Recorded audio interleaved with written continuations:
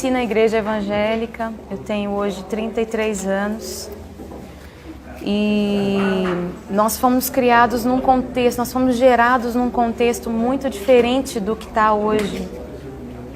Na minha época não existia a palavra, a gente não usava a palavra show na minha época. E eu me lembro dos cultos que a gente tinha há alguns anos atrás. E não existiam celebridades nesses cultos. Não tinha, as pessoas não tinham interesse em tirar fotos, enfim, em olhar para pessoas propriamente dito, porque a presença de Deus era uma coisa tão palpável, tão tremenda, tão grandiosa, que as pessoas mergulhavam na presença de Deus e bebiam da presença de Jesus de uma forma muito profunda. Muitas pessoas se lembram daquela época e se lembram com saudades da época em que a igreja mergulhava na presença do Senhor, em que a presença de Deus fluía de uma forma tremenda. E hoje em dia as pessoas são muito ligadas no visual, né? São muito ligadas naquilo que elas veem, ouvem. Muitas vezes as pessoas não sabem mergulhar na presença do Senhor, não sabem persistir em buscar o Senhor, né? Hoje eu pude ministrar um pouquinho sobre isso quando eu estava ministrando.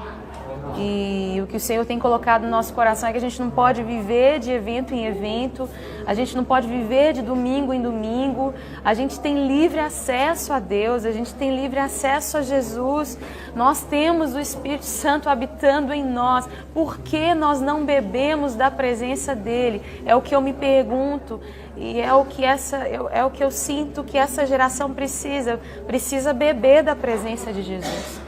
Por que nós não temos o que dar? Por que muitas vezes nós não conseguimos abrir mão do nosso egoísmo e dar para os pobres e nos dar aos perdidos, nos dar de verdade? Por que é tão difícil se lidar com missões no Brasil? Por quê?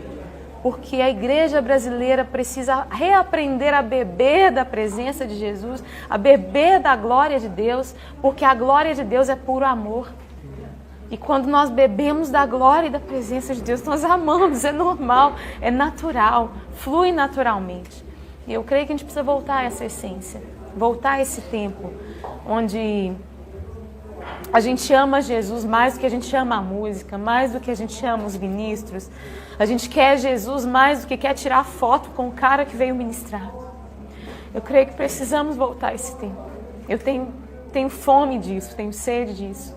E eu creio que o Senhor é fiel para fazer infinitamente mais do que aquilo que nós vivemos há 10, 15 anos atrás. Eu creio que Deus é fiel para fazer um rompimento nessa geração e para nos levar além das nossas canções, além dos nossos congressos, dos nossos eventos, além. É isso que Deus tem para nós.